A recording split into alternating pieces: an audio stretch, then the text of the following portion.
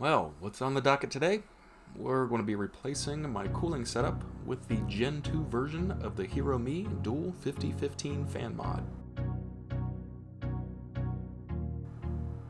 First, let's get rid of the old Gen 1 setup and correct my 40mm fan placement. You may notice it's on backwards, kind of the story of my life.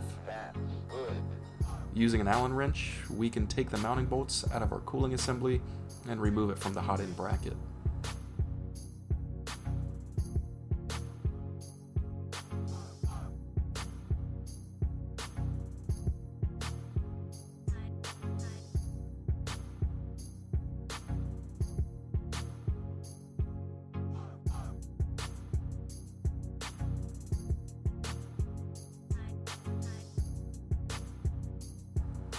Make note of the fan direction. Don't do like I did and install it in backwards. Again, grab your Allen wrench and remove the 4 retaining bolts. Also keep in mind, I've already ran a 12-volt line from a DC to DC buck converter up to the print head for this 40mm fan. This power line will also power up the LEDs I mount on my fan enclosure.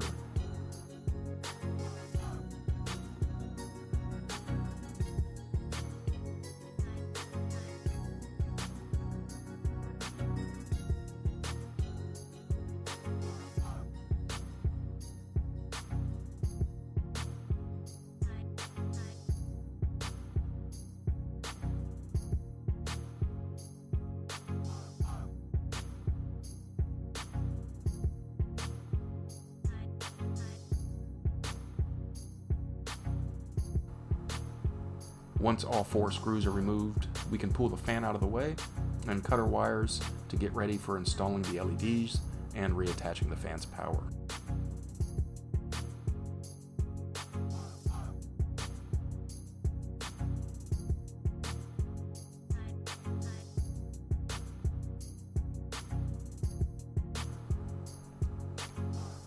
As you can see, the yellow wire is not used in this setup, just the black and red wires. Feel free to trim the yellow wire down and get it out of our way. Let's go ahead and tin up the wires for the new LEDs and fan.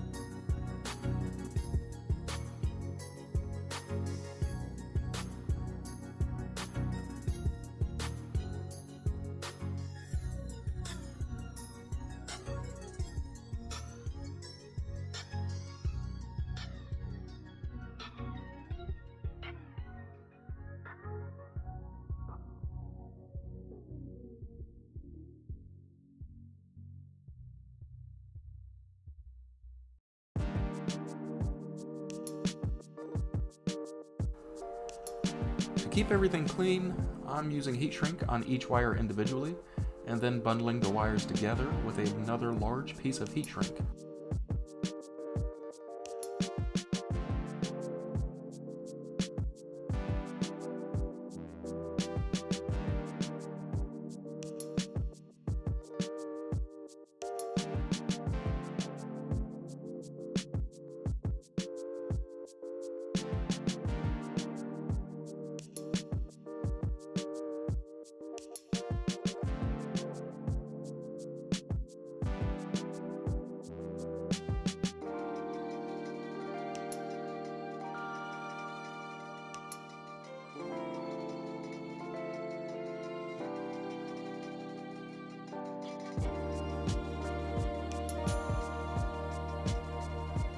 Now that the heat shrink is in place, we can solder our fan and LED wire.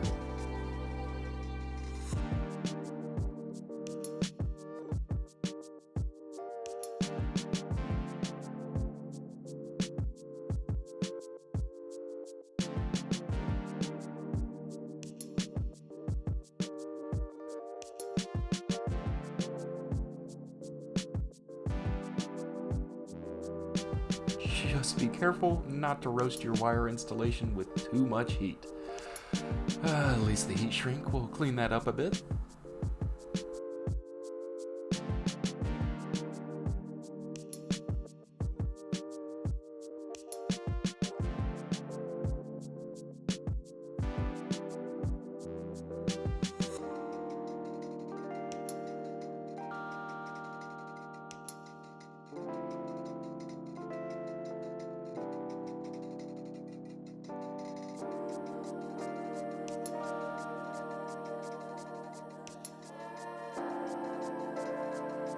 There we go, nice and clean.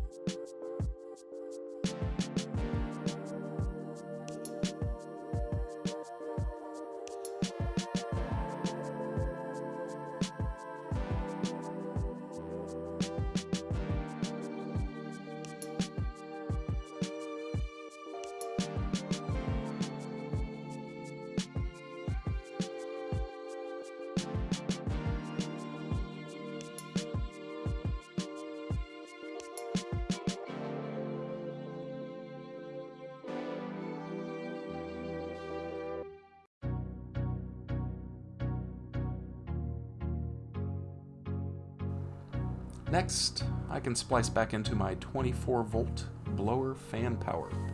Keep in mind, blue is negative and yellow is positive. Since we are doing dual fans, I split the blower fan wires into 2 connections. Here too, we want to be sure to use heat shrink to clean everything up and keep it from shorting out together. As you see, I use some 2-pin JST connectors for the fans, and this of course will allow us to replace the fans easily if one fails.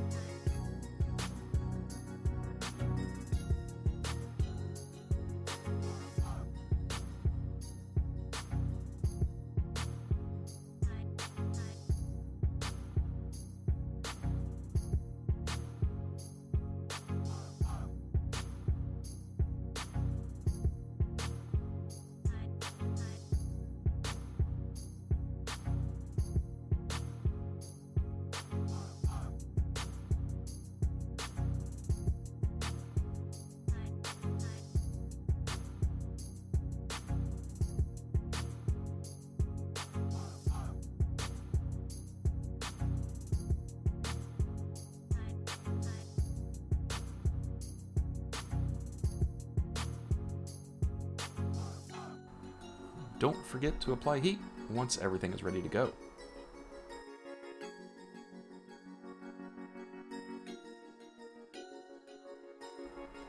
Onto the fan housing.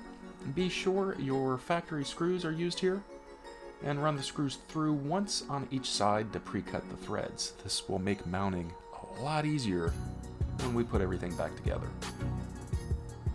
I also did the same with the M3 40mm fan screws before mounting the fan. Now that the threads are cut, we can mount the 40mm fan back in place. Again, make sure not to make the same mistake I did originally and put your hot fan on backwards. make sure the airflow is blowing towards the hot end and its heatsink.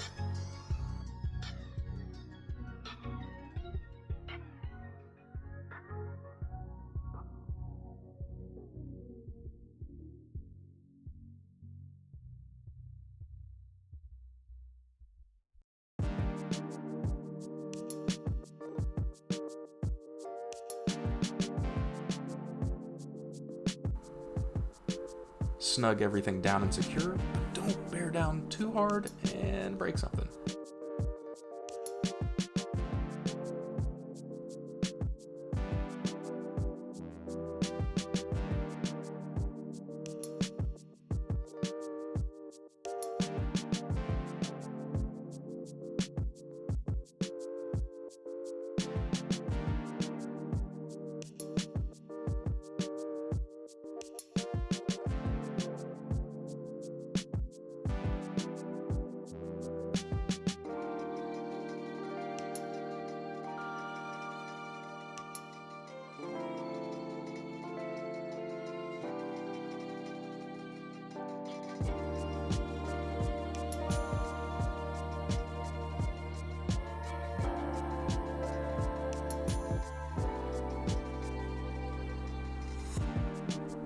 Once the fan is mounted, we can secure the housing back onto our Ender 3's frame.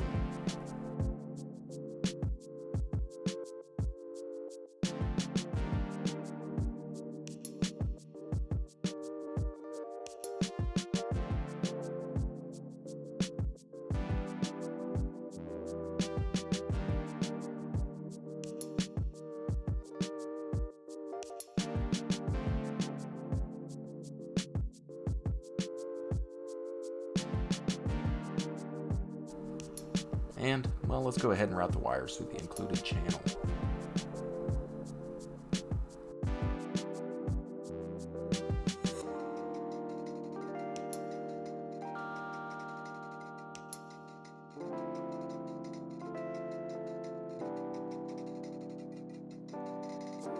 Now back to our 12-volt LEDs. Again, don't do as I do. Be sure to solder the LEDs before mounting them to your fan bracket, else you'll end up kind of melting the housing a bit, like I did.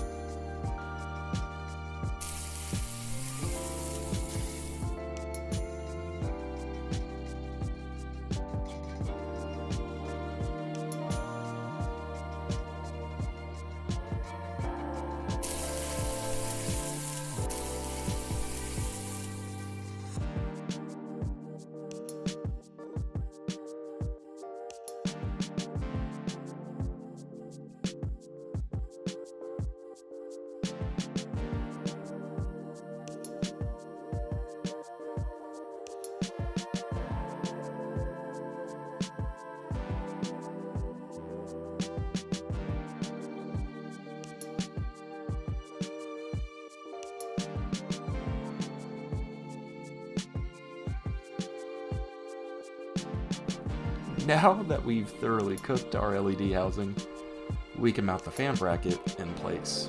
Be sure to test fit your two 50-15 fans before we bolt everything together to make sure it fits well.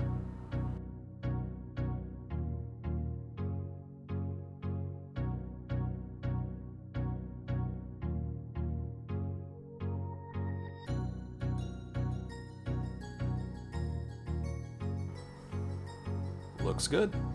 Let's install our factory screws back in and secure everything together.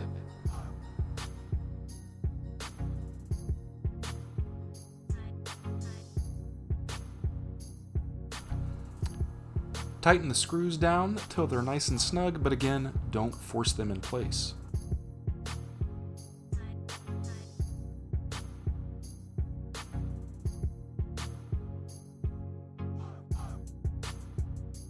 This is also a good time to level the cooling duct and make sure it isn't too high or too low. We want to cool the extrusion layer, not the nozzle.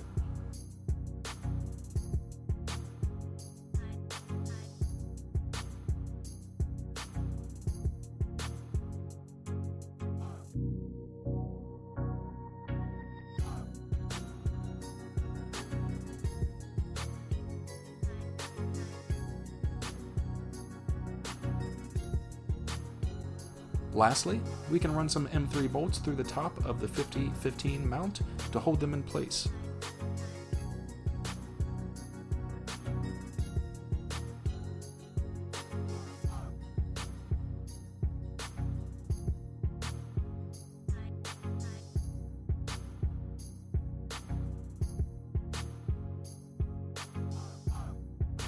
With all this extra cooling power, you can most likely run your fan speeds a little lower in your slicer. I currently run between 40 and 50% fan speed.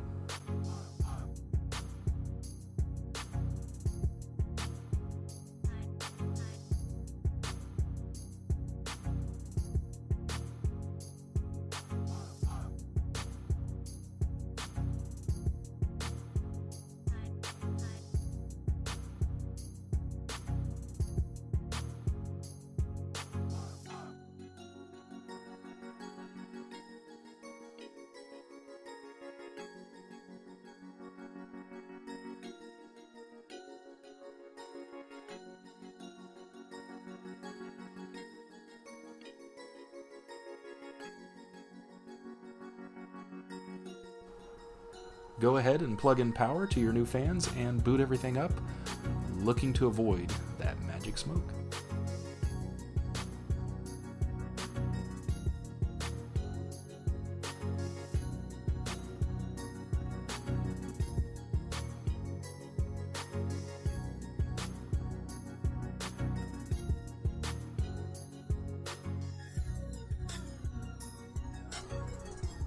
I hope you've enjoyed. Be sure to like, share, and subscribe. Check us out at crackedconsole.com.